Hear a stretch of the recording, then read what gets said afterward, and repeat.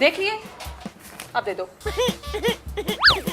क्या आपके वालिदैन ने भी कभी ऐसे ईदी वापस लिया ये कहकर के बेटा आगे भी ईदी देनी है?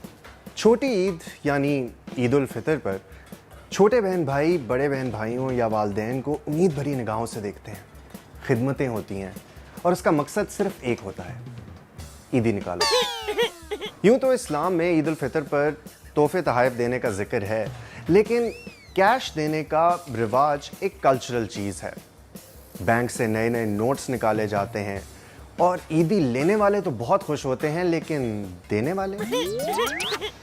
मैंने सोचा क्यों ना ऑफिस में अपने कॉलीग से पूछा जाए कि ईदी के हवाले से उनकी पसंदीदा याद कौन सी है। साथ क्या क्या सवाल है? ठीक है, सही है। कोई याद शाद आपको? ईदी ईदी ईदी ईदी दे दो।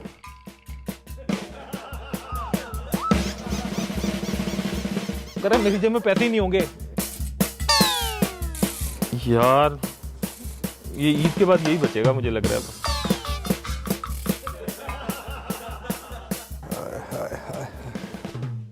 वो ईदी फेर आ गई यार, हमारी रकमें तो गई हैं भैया। 50 रुपए ओनली। जिसका निस्फ और नहीं आता है।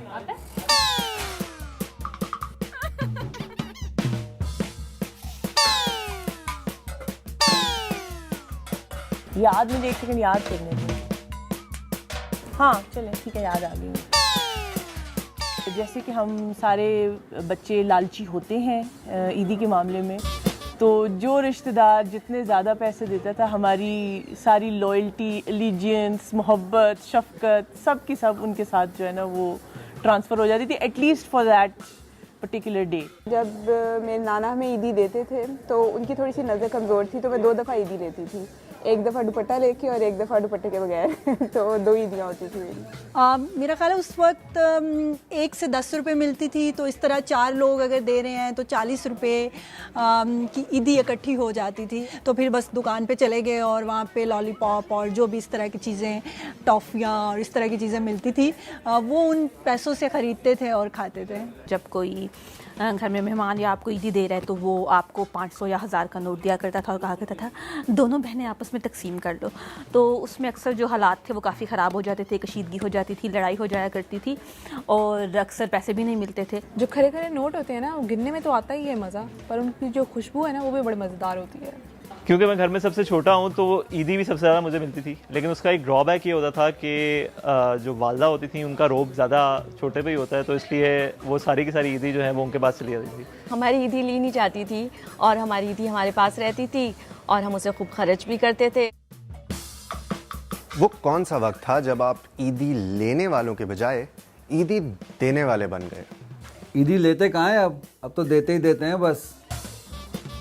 हाय हाय, साथ क्या याद करवा दिए यार। ईदी लेने के तो दिन बहुत पुराने हो चुके हैं, शादी हो गई, अब तो बच्चे हो गए हैं, तो अब तो ईदी देने वाला मामला हो गया है।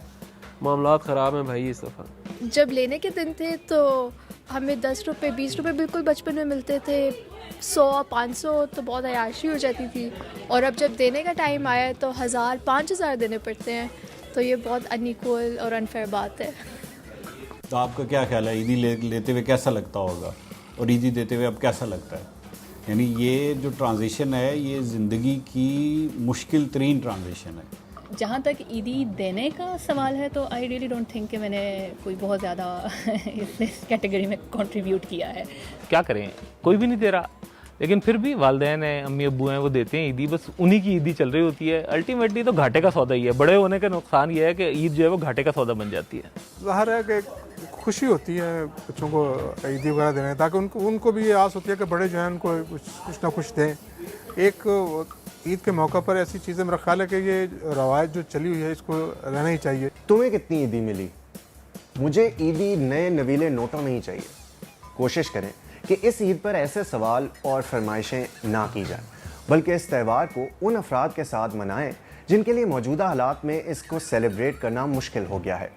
फैमिली और दोस्तों यारों के साथ बाहर घूमने फिरने जाएं और अच्छे खाने खाएं, और जितनी भी ईदी मिल रही है उस पर शुक्र करें।